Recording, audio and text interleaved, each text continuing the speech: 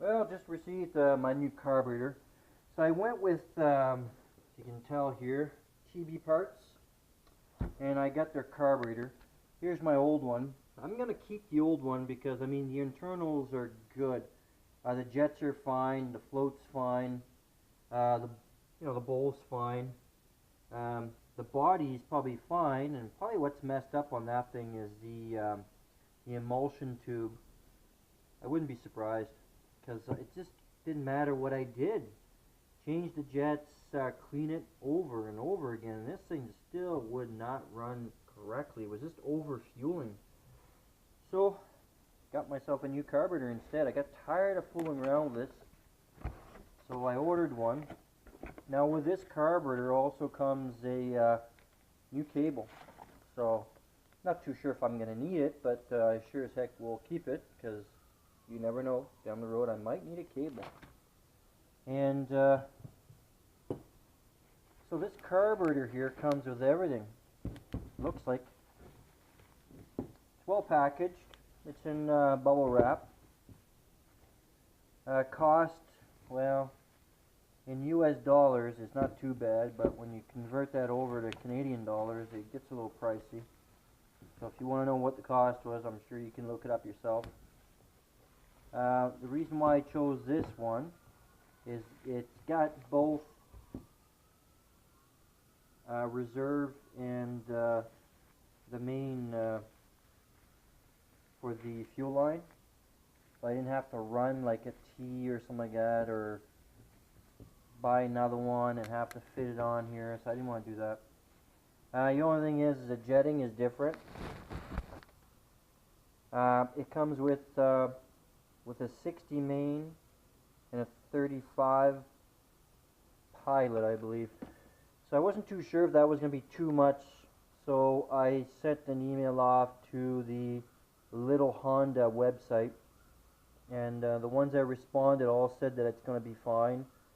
I may have to maybe raise the main needle here. I might have to raise it or lower it. Probably lower it more than likely because it might be a little too rich on fuel, but they said it will work just fine. So yeah, yeah, it's about time. Getting kind of fed up playing around with this thing. So, and also what's nice is that the fuel selector and the choke is on the same side as the original carburetor, which is good. I guess it doesn't make too much of a difference. People who have bought the other clones, it didn't bother them. I don't know, I just reaching in there and selecting my fuel, put my choke on or something like that, and the exhaust is hot. Knowing me, I'll probably burn myself, so. But other than that, it looks good. I'm going to take it apart though to make sure the floats sit properly, and just take a peek in there, make sure there's nothing, I don't know, little floaties or whatever. But yeah, let's get to that right now. Well, let's take it apart and see what we have. Okay, I got the carburetor apart here. It's nice and clean on the inside, which is good. Also, float looks like it's adjusted properly. And for my main needle here, if that's what you want to call it, showing that it's on the notch on the inside here is on number 3 from the top. Work your way down. So I'm on the 3rd notch. I'll leave it there. Now, a lot of the comments I got also from Little Honda's website was people said that they basically just took this out of the box, slapped on the carburetor, slapped it on the bike, and ran great, no issues. So anyway, I'll give it a try. I not well, a little pessimistic, I guess, because I've been having such a hard time with this bike, getting it to run properly. But oh well, just gonna have to give it a try, right?